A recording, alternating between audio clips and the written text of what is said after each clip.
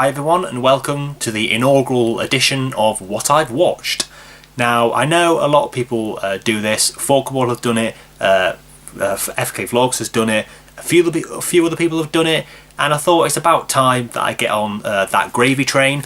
And to be quite honest, it'll get me to watching things I own but haven't watched yet, and also it will make my Blu-ray updates a little bit.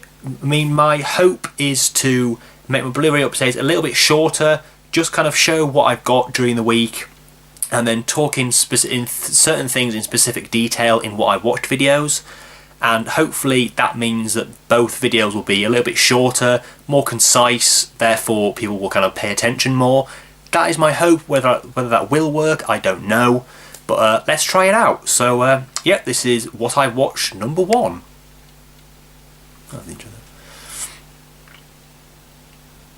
So yeah, on the first episode of What I Watched is, I haven't watched loads, but what I have watched is quality, at least I believe.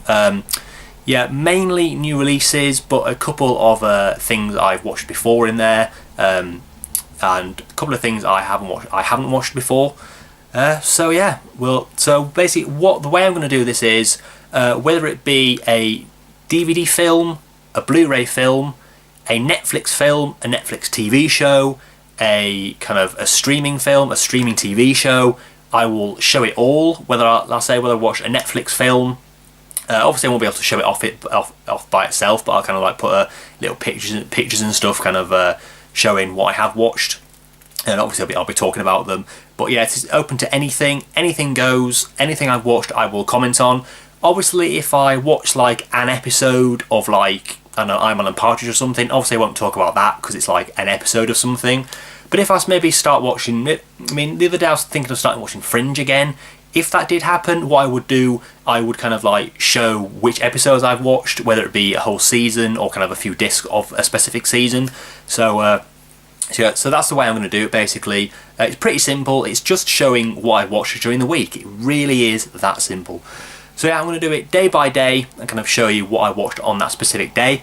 So yeah, first we got to Monday, and on Monday, the first thing I watched this week, and therefore the first film in my what I've watched video series, it is Orgasmo. I went into HMV on Monday, kind of Monday afternoon, on Monday morning even, and I wasn't searching for this specifically, but I remember someone saying that this was out on Blu-ray, and so I kind of, just at the spur of the moment, I kind of looked for it. I saw it was $8.99, I bought it, I took it home, I watched it. The Blu-ray quality is terrible, absolutely horrific. I mean, for Christ's sake, I mean, the quality of the picture changes between one shot and the next. Fair enough, one scene and the next, but one shot and the next, that is pretty shocking. I have heard the theatrical version is a little bit better quality, but unfortunately the only cut we get on this Blu-ray is the extended cut, and also we get less special features. But apart from that, like I said, I never owned it on DVD, so it doesn't bother me too much. But basically, you've got Trey Parker playing this guy called, what's his name? Joe Young. Basically, he's a Mormon he's a follower of the Jesus Christ of Latter-day Saints, or the Church of Jesus Christ of Latter-day Saints, and basically he goes door to door, kind of giving the good word and all that stuff. Yeah, and basically he stumbles upon the set of a pornographic kind of superhero film called Orgasmo, and basically kind of he's for some reason really good at martial arts, and he kind of basically kind of the film. The guy who's like the lead in this film isn't very good at fighting, so they try to get somebody else, and he kind of wards off some baddies basically, and so the guy, the director, casts him in this pornographic film, and he said that he will never have to do kind of like full penetration. It's just kind of like the acting and the kind of the action stuff. And basically he tries to keep it a secret from his devout Christian wife and kind of everyone he knows, and basically and of course the film becomes a smash hit sensation, wants to kind of spawn a load of sequels, and basically he tries to get out of his contract, and kind of the like this guy, this director is kind of an evil guy who doesn't want to let him out of the contract, and also there's kind of this subplot with this guy called G-Fresh, who is basically losing the lease to his kind of like oriental kind of takeaway place to these baddies who happen to also work for the director of Orgasmo. And yeah, it's just really, it's kind of an underrated film, I think. It's not as good as Basketball, I will say that, but there are some really, really funny stuff in this. There's some really funny kind of ADR stuff. If you know, the T-Rex scene is absolutely hilarious. I mean, I still laugh just thinking about it now. It's just really funny. It was written, and I believe, I'm not certain, but I think this was made before they even made South Park, I think. It's 90, does it say? No, it doesn't say. But I think it was like 97, maybe it was after South Park, but I think they wrote it before South Park. But of course, kind of, I don't know whether they released it after that, I'm not quite sure. But yeah, it's just a really funny film. I think it's written by Trey Parker and Matt Stone, also kind of co-stars in the film as well. It's got a little part, but it is really, really funny. And yeah, it's just really kind of, obviously, it's kind of like an over the top. It's not to be taken seriously. It's just kind of enjoy it for what it is. It's not a particularly good directed movie, but it is a funny movie, and that's why I like it. It's one of those kind of ones that I kind of used to watch when I was younger, but I kind of watched that I wasn't supposed to, so it kind of has like a kind of sentimental, not sentimental, but kind of a weird kind of past with this film. We get quite a few special features, none of which I've watched kind of the first few minutes of the outtakes. I mean, it's 40 minutes of outtakes. I mean, how funny can some of them be? But you've also got some like featurettes, got outtakes, deleted scenes.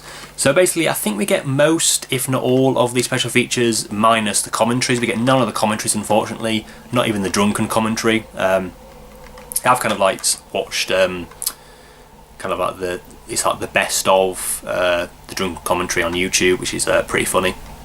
But again, the Blu-ray is terrible. If you have the DVD, stick with the DVD. Honestly, there's no reason for it to upgrade to Blu-ray. It looks terrible. Even me, and I'm not like a videophile. If I think something is shit, if I see something that is good but it looks like shit to me, I will say it's shit. But obviously, if I can see that it is good, I will say that it's good. This is terrible. Blu-ray.com just did a review of the Universal disc from the US, and it got video quality was 1.5 out of 5. I mean, that is pretty shocking, but it absolutely deserves it. It looks terrible on Blu-ray, but I quite enjoy it. So they have Orgasmo, and I watched that kind of afternoon time. And then when I got back from work, I didn't feel like watching anything kind of too serious, so I watched a few episodes of The Angry Video Game Nerd from Volume 7. Now I do have the volumes 3, 4, 5 and 6 right here. I did kind of watch these, but I watched these before kind of before I was going to put what I watched video, so I'm not going to kind of go into it. But it's really, if you haven't seen it before, it's really, really my favourite web series, definitely. But basically, the guy called James Rolfe plays this guy called the Nerd, who basically he takes you back to the past to play the shitty games that suck ass. It basically kind of reviews like bad video games, like really like kind of Atari, Genesis, Mega Drive, kind of stuff like that. But it's really, really funny. It's over the top, kind of swearing and kind of, it's just really, really funny. But I really, really like it. I mean, one of the discs, and I think it was, Volume 3 is actually worn out because I've watched it so many times.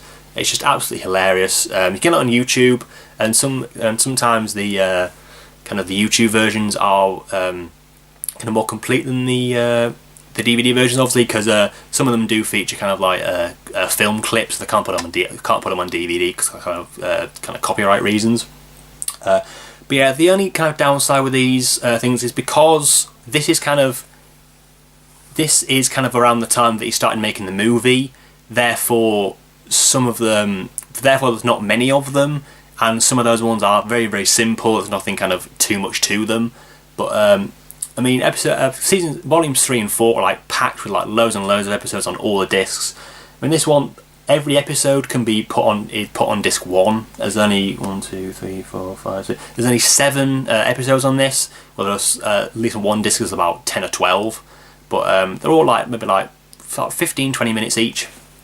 But yeah, just really, really funny. I watched, can't remember which ones I watched. I think I watched like all the disc 1, I believe, or at least some of it. Very kind of like guerrilla style, but I really like them. I usually wait till they're down in price. Now I did, or at least my brother had volumes 1 and 2, but I have no idea where they are, which is really unfortunate because I want to kind of revisit those ones as well. But yeah, on Monday evening, I watched some AVGN Volume 7. And then we get to Tuesday. So on Tuesday, I was going to watch this on Monday, but I just got a real kind of a weird feeling, I don't know, I just really wanted to watch this for some reason. And it's not a film per se, it's actually a bunch of short films, and it is the Wallace and Gromit The Complete Collection, which includes A Grand Day Out, The Wrong Trousers, A Close Shave, and A Matter of Loaf and Death. Love Grand Day Out, love Wrong Trousers, really like A Close Shave. Matter of Loaf and Death, I didn't really like. It's one of those things that, of course, with kind of the old ones being made in like kind of late 80s, early 90s, it's kind of when you get to kind of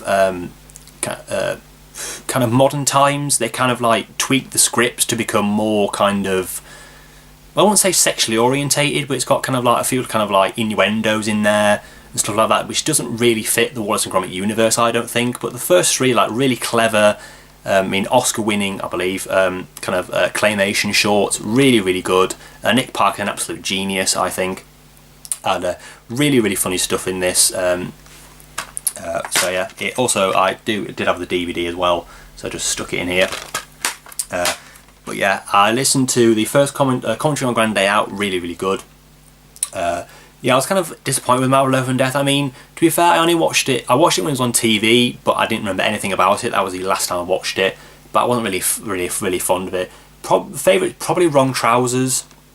Yeah, probably Wrong Trousers. Kind of A Grand Day Out is really good. It's just, it was a bit kind of more, it was like an experimental short film, basically, at like a British university or something. But yeah, really, really funny. I love the fact that it's like a worldwide phenomenon. Like, people in China and Japan and stuff really, really like it.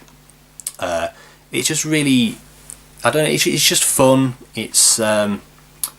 It's Aardman, basically. That's all I need to know. So yeah, on Tuesday I watched Wallace and Gromit The Complete Collection. I watched all the short films. So yeah, that's what I watched on Tuesday. And then when I got back from work, I watched a new release that I got, I think that day actually, and I watched A Most Violent Year for the second time. Saw this at the cinema, enjoyed it for what it was. It could have been a bit better. Basically, the story is Oscar Isaac plays a guy called Iv'e Morales, who basically is in charge of what kind of a truck haulage. He kind of basically kind of distributes gas to, I'm not quite sure where. It's not really explained that much, which I quite like about the film, actually. But basically, his trucks keep getting hijacked, and basically the film is him trying to kind of stay clear of the law, but at the same time trying to kind of find out who's been stealing these trucks. Really good film. It is longer than I thought it was, actually. It's actually over 2 hours. I thought it was like an hour 50 maybe. But it never drags, I will say that. It really is a good film. It's just not really that standout, really. There's some really good acting in there. Oscar Isaac kind of, I believe, kind of put on a few pounds to play this role. It was worth it. Yeah, I do like it. Like I say, I know a lot of people, it got very mixed opinions. People loved it, people hated it. I'm kind of in the middle. I did like it, but I didn't love it, but I didn't hate it either. But yeah, it's a really good film. It's a really good acting. It's directed well. It has a very much kind of, I don't know, like a vibe of a different film that I'm thinking of. Maybe no, I'm thinking Fargo, so I can't really say that. But kind of that, it's kind of like Inside Llewyn Davis. It's kind of set in, well, it's set during the year. Because apparently it's set 81, is it? I think 81 or something. It was like in history, it was like the most violent year in kind of LA history or wherever it was. It doesn't say, but I think it was LA anyway. Basically, that is kind of 1981 was like the place, the year that kind of most kind of violence and crime happened. And to be fair, in the fact that it's called A Most Violent Year, there isn't actually that much violence in it. It's more of a character piece, I thought. The characters were really interesting. It's kind of a soprano-like character. He's got like a wife who is kind of not devoted to him, but kind of is her own woman, but also at the same time devoted to him. And then he's got the kids that aren't really shown that much in the film, but in the deleted scenes there's a really good deleted scene, including his children on this Blu-ray as well. You also get special features. You get a 45-minute kind of making of, which is split into two parts. I think kind of one is like kind of before the film was made, kind of explaining like kind of how the film came to fruition, and then the second part is actually how they made the film. You also got deleted scenes, quite a lot of deleted scenes. Oh no, sorry, I'm thinking of something else. About just 8 minutes of deleted scenes. Again, got something featurettes, got more stuff as well. What that is, I can't remember exactly. I also get commentary by JC Chandor and also producers Neil Dodson and Anna Gerb. But yeah, I really liked it. I mean, it must be pretty good because it got certified fresh from Rotten Tomatoes on the bottom there, Rotten Tomatoes if they're in the US. But I liked it. I think I give it like a 7 out of 10, which is I think quite fitting for this film. It's not like one of those films that I thought I wasted my life watching it, but I would watch it again, but not in any hurry to. But I still really, really liked it. And yeah, that was A Most Violent Year, so there you go. So yeah, that was all I watched on Tuesday, so I'm going to have to perch myself up a bit more. And yeah, so on Wednesday, on Tuesday I ordered this box set that came on the Wednesday. I thought, what the hell, I might as well start watching it now. The new film had been coming out the next weekend. I've seen it now. Amazing film. So I thought I'd kind of rewatch the trilogy. So yeah, on Monday afternoon, I started the Mad Max Blu-ray collection with, funnily enough, Mad Max. First of all, I do apologise for all the glare. I'm kind of like next to the window, so the kind of light's coming through. But yeah, really good action thriller. I wouldn't say, maybe not thriller, but a really good action film from Australia from 79, I believe, or 76. Yeah, 79. Basically, stars Mel Gibson as Max Rokatansky, and basically the story is. What is the story? I forgot what the bloody story is. But basically, there's this gang led by the Toe Cutter, who basically are terrorising this town. And also the local police force, and basically Mad Max is part of this police force that tries to kind of take down these baddies, if you like. But it's a really kind of action orientated film. I mean, the first scene is an action scene, which I really like to see. Now I know a lot of people think that the second film is the best, but I think my favourite is this one. It just has that kind of, I wouldn't say charm, but that kind of that feeling. Is a very kind of like low budget film, whereas kind of the other two sequels were bigger budgets, therefore they were just bigger films. But I kind of like the kind of the not the indie look, but the kind of the independent look of this film. It wasn't made for too much money. Mel Gibson was about 23, 26 when the film was made, so he was not very. I don't think he was a star at all. At least not in the rest of the world. Maybe it was in Australia, but not kind of the rest of the world. But yeah, it's really good action scenes in this. Like I said, I just like the smallness of it, I guess. It's very much. I kind of liked all of the characters. They were all interesting. The action was well filmed. It was good action, good, decent. Well, I wouldn't say decent acting, but it was over the top at times. But that's what was kind of needed some of the time as well. It's just basically the disc. Fortunately, no special features on this, which is very disappointing, but it's not kind of the end of the world, really. But yeah, I think this is my favourite out of the, trilogy. I'd say it's my favourite out of the trilogy, but I would say Fury Road is my favourite of the 4 films. I think a lot of people would say that as well. But yeah, I really like Mad Max, and that's why I watched it. So yeah, that's Mad Max. And when I got back from work, I watched, again, funnily enough, the sequel, Mad Max 2, The Road Warrior. Basically, the reason it's called Road Warrior is basically in the US, no one had it's kind of a weird thing, no one had heard of the first film, therefore they couldn't call this film Mad Max 2 because not many people saw the first one.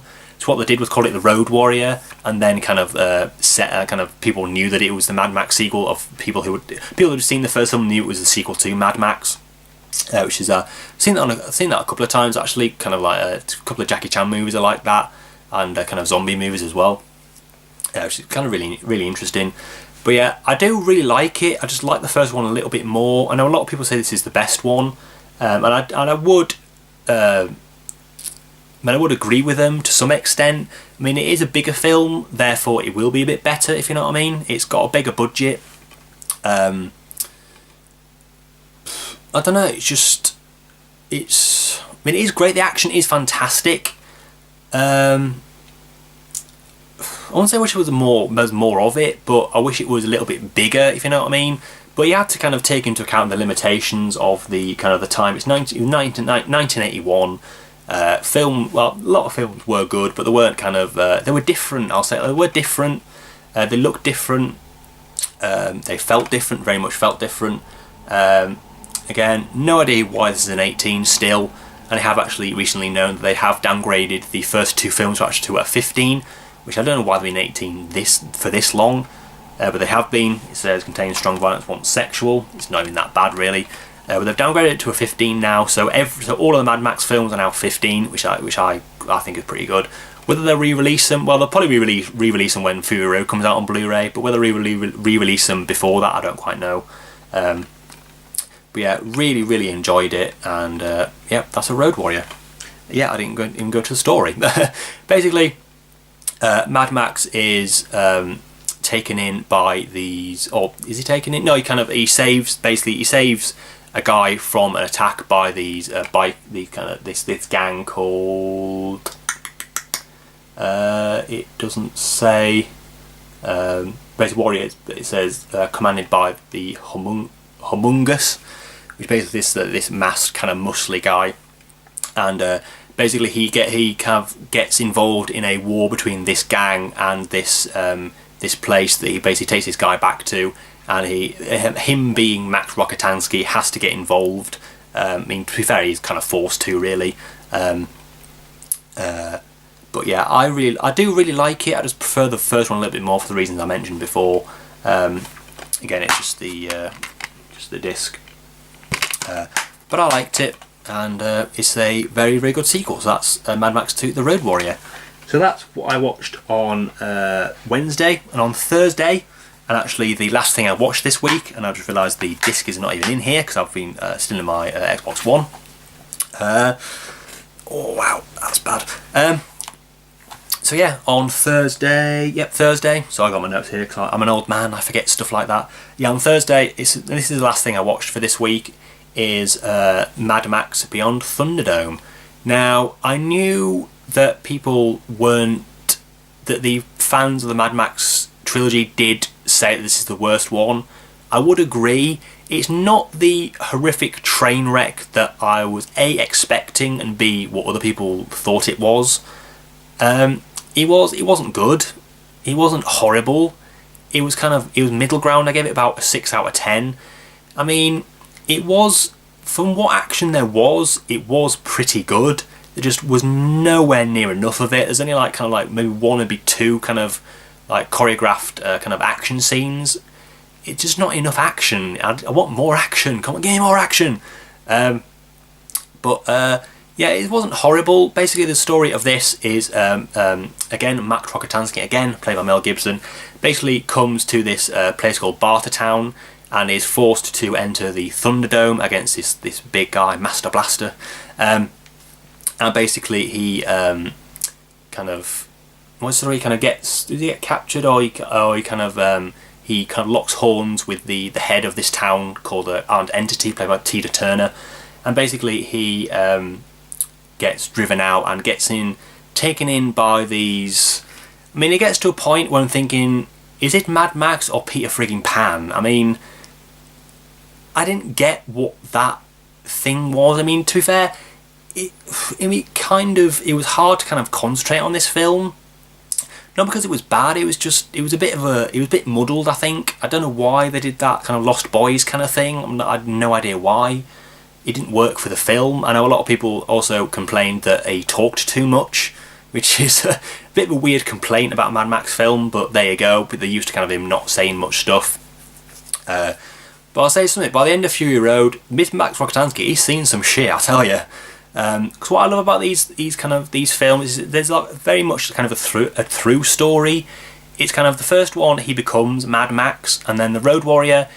It's kind of like the second, third, and the fourth film is kind of like one long film, and kind of each film is kind of this I don't know kind of how to put this. It's kind of the next step in this guy's life. He basically wants to get somewhere, and he kind of along the way he gets involved with different people, and kind of it's kind of cool. It's like if you watch, like say 2, 3, and 4, kind of back to back. It's kind of like one long film, which I really liked.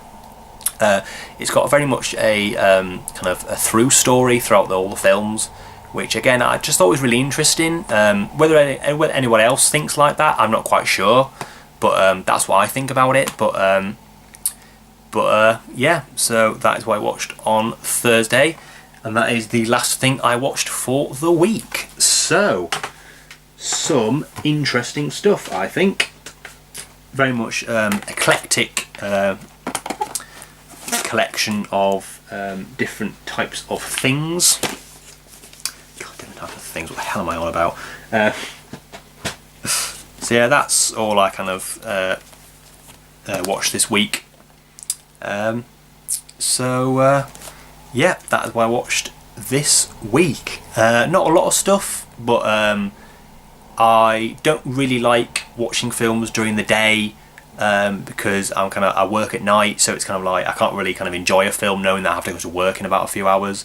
So I usually kind of watch. I do aim to watch one thing a night, but it doesn't always work like that. I can be kind of like can be too tired at times, but yeah, sometimes I just like watching like maybe Iron Man Partridge on or something just like on Netflix for like a couple of episodes and kind of just relax a bit. So I don't really. So sometimes I don't. Sometimes I do. I do. Like I say, I do try to watch at least one thing a day, but it doesn't always work out like that.